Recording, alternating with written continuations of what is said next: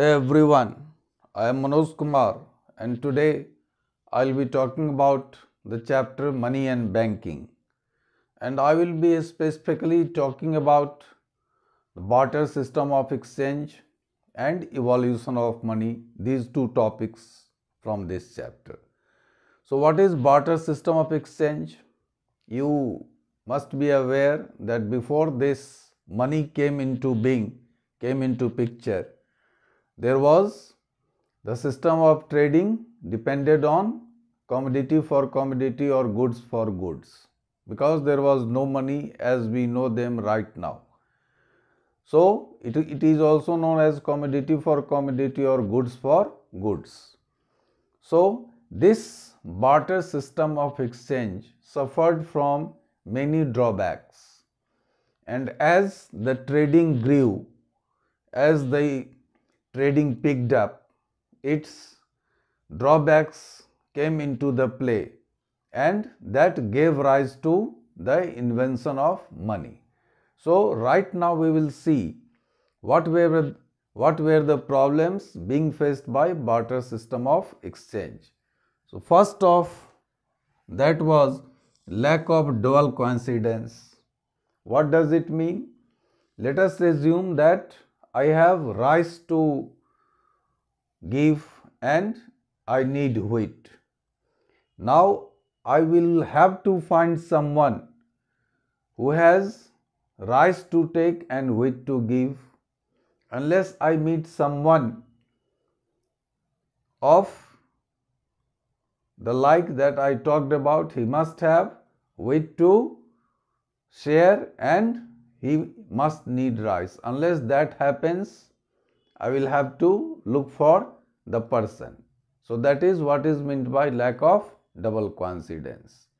The next problem was lack of common unit of value. Lack of common unit of value. Even if I find someone who has wheat to share and rice to take, is 1 kg rice equal to 1 kg wheat? Obviously not. Obviously not. Is 1 pen equal to 1 pencil? Is 1 chair equal to 1 table? That does not happen. So there is no common denominator. There is no common denominator. Like for now, we can say that wheat is being sold for rupees 20 and rice is being sold for rupees 30. So 1 kg rice is equal to 1.5 kg of wheat. This common denominator was not there. Even if I found someone where there is double coincidence. Then the third problem was difficulty of future payments. You know, the trading is being done on credit. There is credit sale and credit purchase. We write checks, equal monthly installments, EMIs, or the payment will be done after 3 months, 6 months, 1 year, 9 months, whatever.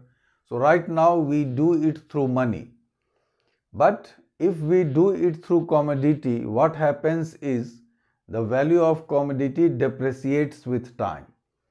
Its value depreciates with time. So we can't give commodity as we give checks for the future payments, right?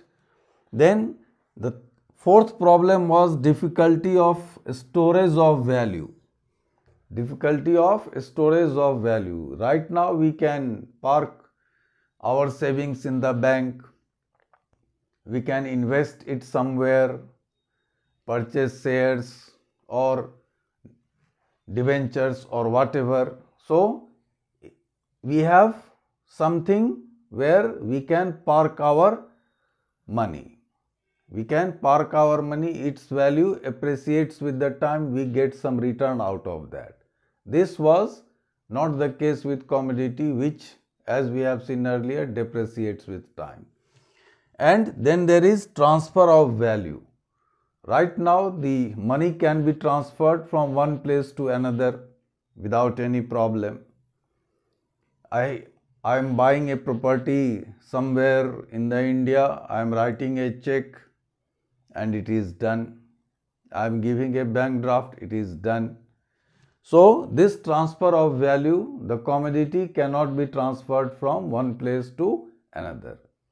And the last one is disutility of waiting. As we have seen earlier, with time, the value of commodity depreciates, its utility comes down, right? That is disutility of waiting. Unless I find someone with double coincidence, we arrive at a common unit of value.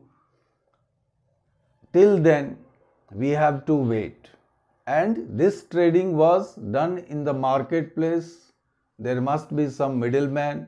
There must be something to be paid to the one who owns the market.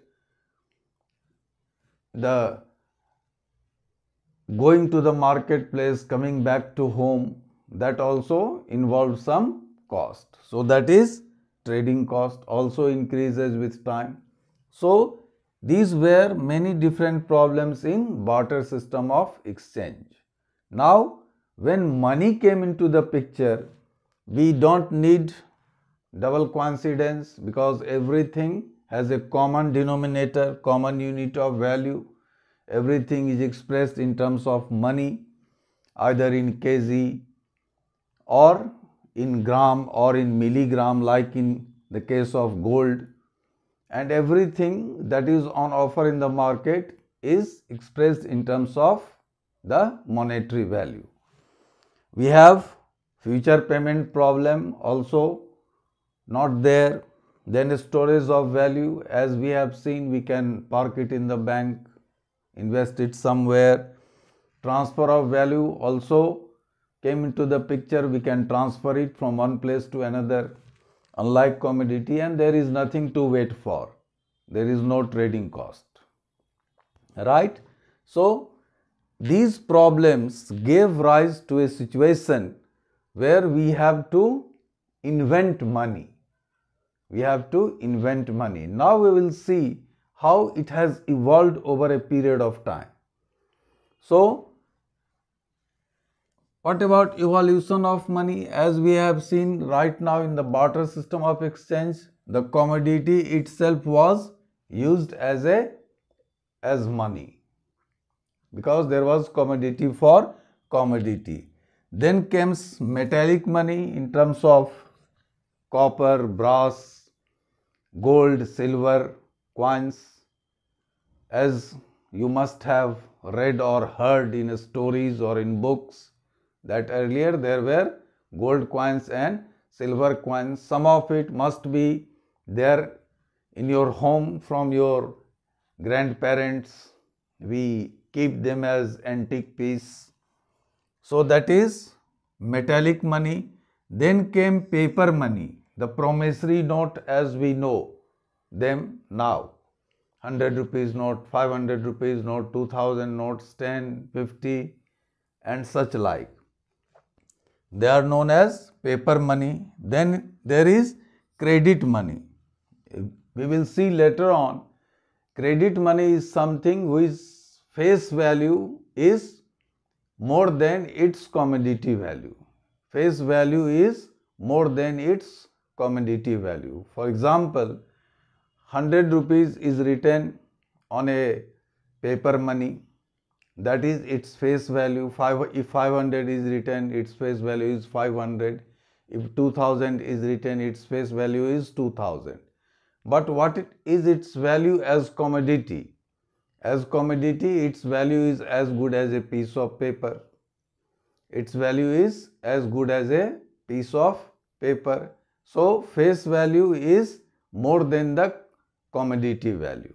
Face value is more than the commodity value. To understand it, let us take the example of silver coin, which we usually buy during Dhanteras or Diwali.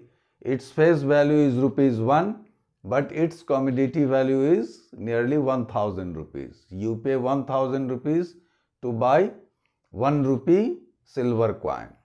So there the commodity value is more than the face value. Face value is rupees 1 and as a commodity its value is rupees 1000, for example. So Credit money is a money whose face value is more than its commodity value, unlike the silver coin that we have talked about right now. Then there is plastic money. You must have heard about debit card, credit card. All those are plastic money. And then we have digital money like Paytm, like Google Pay, like UPI. So this is how money has evolved over a period of time, and nowadays we are looking for a cashless economy. We are looking for a cashless economy. So in this video we talked about barter system of exchange, the problems faced by it, and how all those problems were taken care of when money came into the being or picture. And then we saw the evolution of money, how it has evolved over a period of time, right? In our next video, we will be talking about definitions of money. There are various definitions of money, and we will also talk about money supply, right? Thank you.